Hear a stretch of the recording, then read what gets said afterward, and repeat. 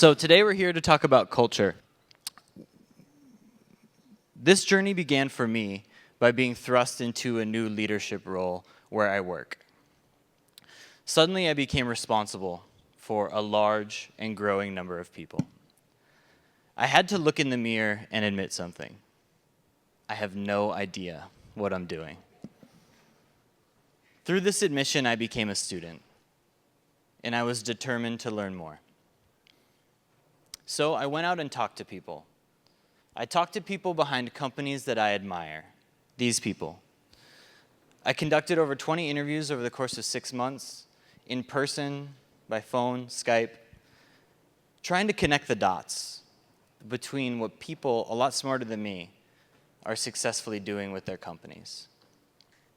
And this led to a simple question. What do great companies do to attract and keep the best people? For me, when I have a great customer experience, when I'm just blown away by the level of customer service that I get, I always wonder, what is this company doing right? Why is this employee happy? And oftentimes, I'll sort of put them on the spot and ask that question because I'm genuinely really curious.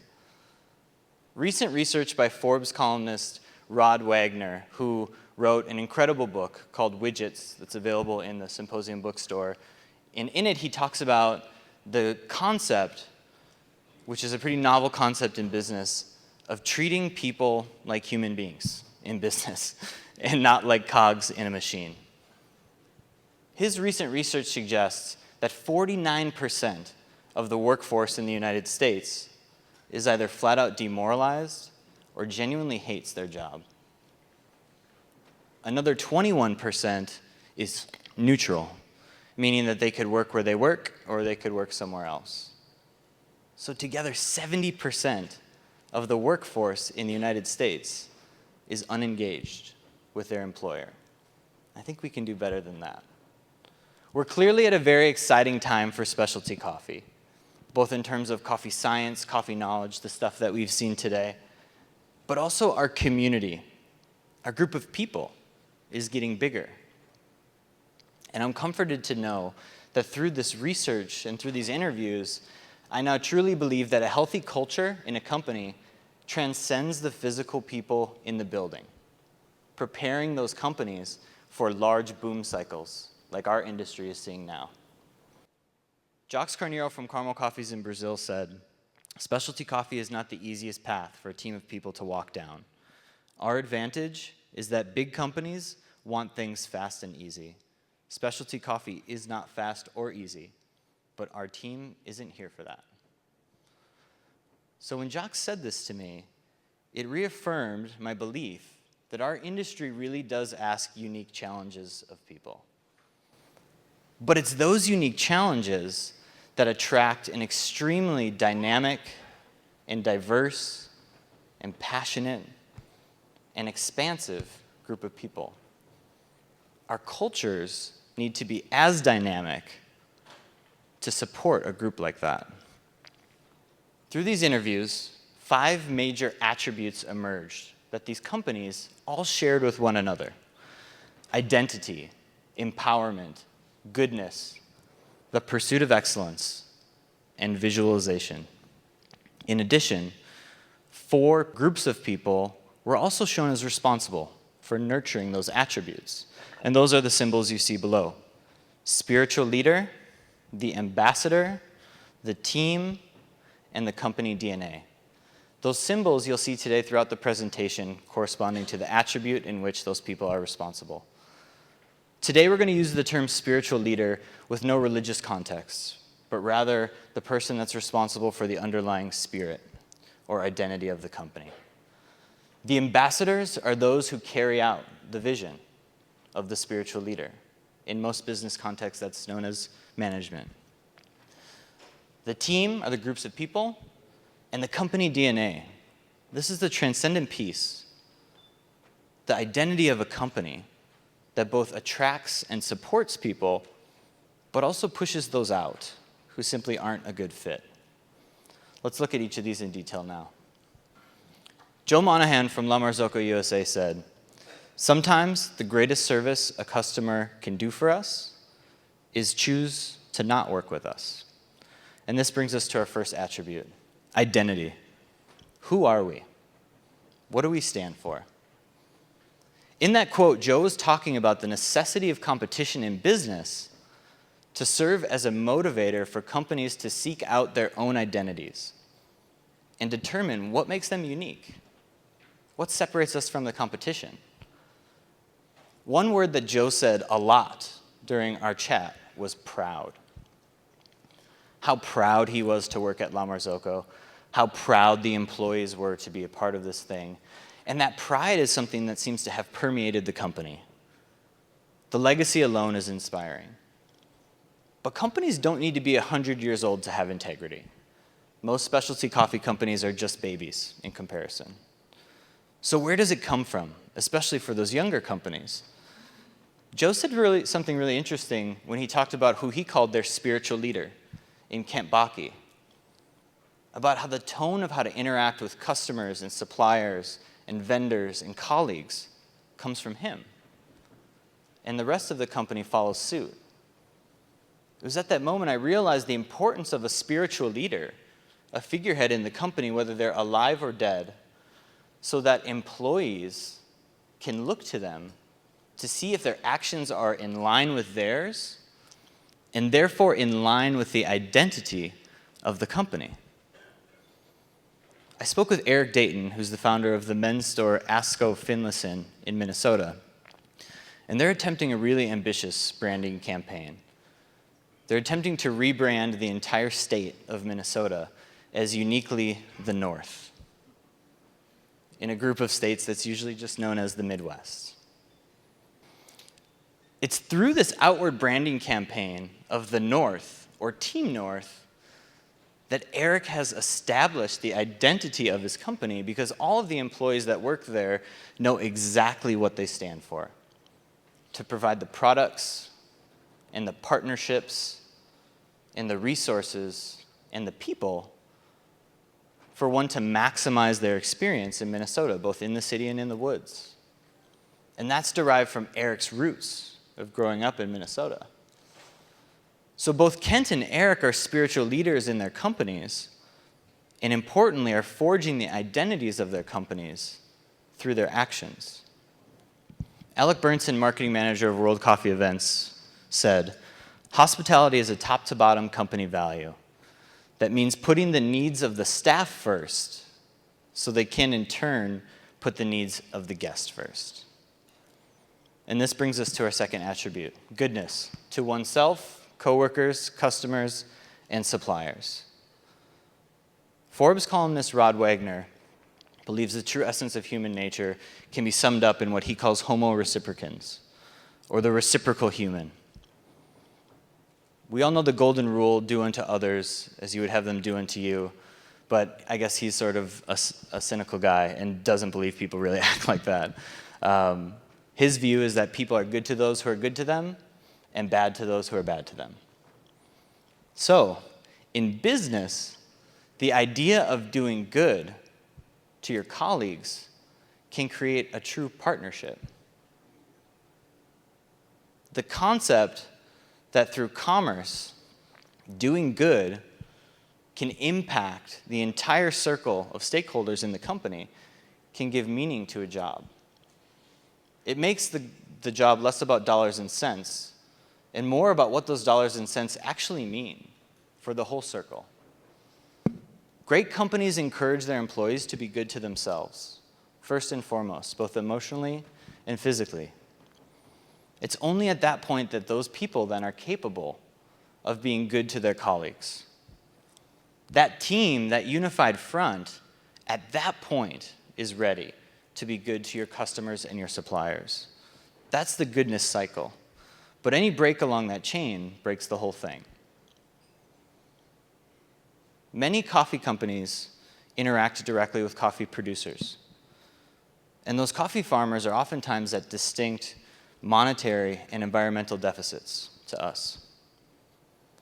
So the opportunities for goodness and the implications of those actions are magnified. And through my research, it was shown that employees actually view how their company treats suppliers as an indicator for how they'll be treated behind closed doors. The goodness cycle starts within the individual, but quickly blooms to outward expressions of doing good. Brooke McDonald of Equator Coffee said, "We start by letting the team know they have our ear, that questions will be answered, advice and coaching given. When people are in their right place and have clear directives, then motivation follows." And this brings us to our third attribute, empowerment. Crowdsourcing and empowerment of employees. Brooke spoke to me at length about the importance of nurturing and supporting her staff and finding their right place within the company. Taking a step back to the hiring process, Jess Steffi of Square One Coffee, Sam Schrader of Olympia Coffee, and Eric Dayton all told me about how they will only hire people that are believers in their company, people who truly are passionate about the mission of their company. Danny Meyer, in his book, Setting the Table, also talks about this idea of hiring the 51 percenters, people who at 51% of their core believe in the mission of the company. And if that's true, he says that the other 49%, the skills, that can be taught. So, once we have the right people on the bus, once we have those believers in our team, we as ambassadors and business owners and leaders have no greater tool in our toolbox than tapping on the desire of those people to truly take ownership of something. The challenge that most businesses have is the willingness to properly delegate to those people who are ready. Taylor Brown, co-founder of Taylor & Jorgen, said, "Unfortunately, for some business owners, little king and little queen syndrome rules their delegation. They secretly love when their business falls apart without them there. It makes them feel validated and important." When she said that to me, I realized that I've certainly come across people like this in my career. I think probably most of us have. But through this process, I realized that in addition to those feelings of validation and importance, in the absence of healthy cultures, those people, those individuals, can't make that mental leap to believe that somebody could care as much about their company as they do. And they're not willing to let go. So jumping back to Brooke's quote, the key here is really getting to know one's colleagues, what makes them tick, what their passions are in life, what their goals are in a long-term job. Once those things are deciphered, building the bridge that gets them there, that's the easy part. Determining who needs more rope and who would simply hang themselves with it, that's easy when you know somebody. Taking the time to show that level of personal care and investment in each employee, that's the thing that's rare in business. Where I work, we have what we call our elevator pitch meetings. The concept is you have an unlimited budget, unlimited resources, and total control of the company. What would your big idea be? What would you do? People then have 60 seconds to pitch their idea in front of the whole team. And everyone's encouraged strongly to bring an idea. I can honestly say that some of our most successful initiatives as a company have come out of the ideas from those meetings, the ideas from the individuals that we're surrounded by every single day. The idea that we're not only willing to listen to the ideas of our colleagues, but also are willing to pursue those ideas that make sense, shows that we care, shows that we believe in them.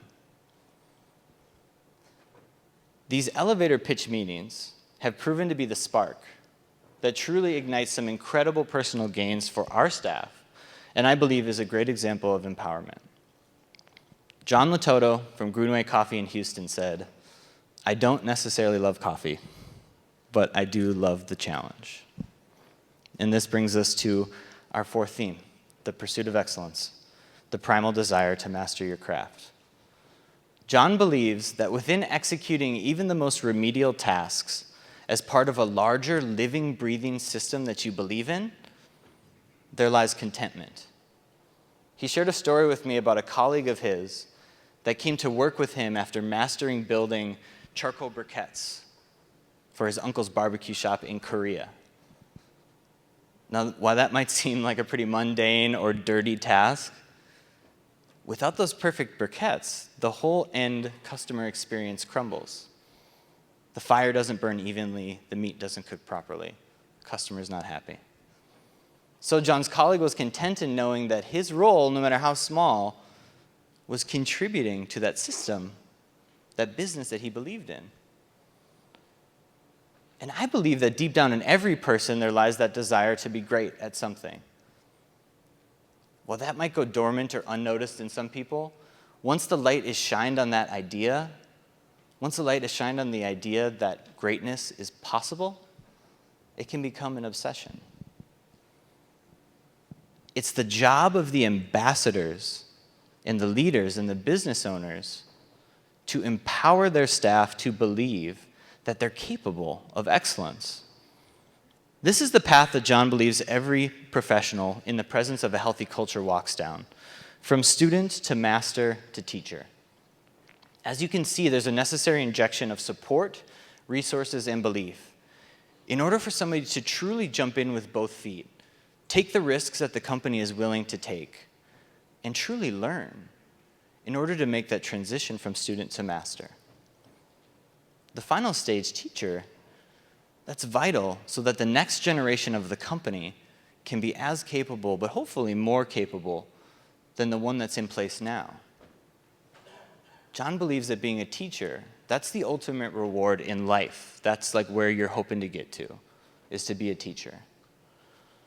So this is the journey, the truly sustainable journey, for continuing exemplary business practices for generations, if we'll let our staff do it. S.V.P from Square One Coffee said an employee came up to her and said, in a super cute southern accent that I can't do, if I'm going to give my life to someone and my time is my life, I got to believe in where you're going. And this brings us to our fifth theme, visualization. Jess said when that employee said that to her, it really impacted her because she realized that the key to an employee wanting to contribute to the success of a company is simply the knowledge of what that success means and what that success looks like. Great companies share their plans for success with their employees. They share honest looks at where they are along that path and also are honest about where they're headed. Employees want to feel engaged in that process and have a sense of ownership, knowing that their role, no matter how large or how small, is contributing to that vision of success that they believe in.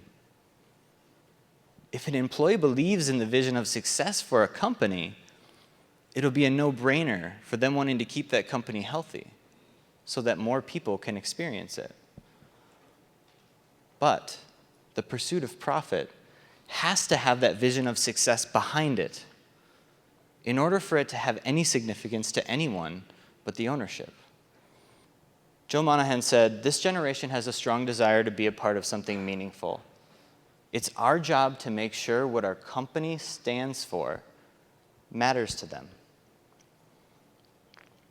Visualization part 2 is, what will this company look like when we're gone? Joe shared with me his story from being really, really into coffee and then being really, really into machines and now being really into people. His most important role is ensuring that the company continues to head in a direction that speaks to the needs and desires of his staff. Great companies look down the road to the day in which the founders, the owners, the spiritual leaders will no longer be there. And that gives for moments to truthfully look at the team in place now. Who's missing? Can this thing survive when I'm gone? Most people I spoke with met this prospect with optimism, but also deep emotion. They realize that the values in their heart and the vision in their head are being transitioned into the actions of their ambassadors, into the attitude and the direction of their team, and finally residing in the DNA. of the living, breathing company that they've built. These people believe so strongly in this thing that they've built that they believe the absence of them would leave a societal hole that seems wrong to do. Let that sink in for a moment. They believe so strongly in their companies and in their cultures that they believe our world would be worse off without them. That's pretty powerful. These sorts of beliefs are the seeds of a company's legacy. A culture that lives on after the founder, but more importantly, a culture that's known by society for its effect on them. Brooke McDonald of Equator Coffee said, "What motivates you will define the culture." So my hope is that as you leave here today, you might ask yourself, have we built a culture that truly embodies what we've always wanted this company to accomplish in the world? And are we leaving a legacy? A legacy we're proud positively impacts all those who touch it. Thank you.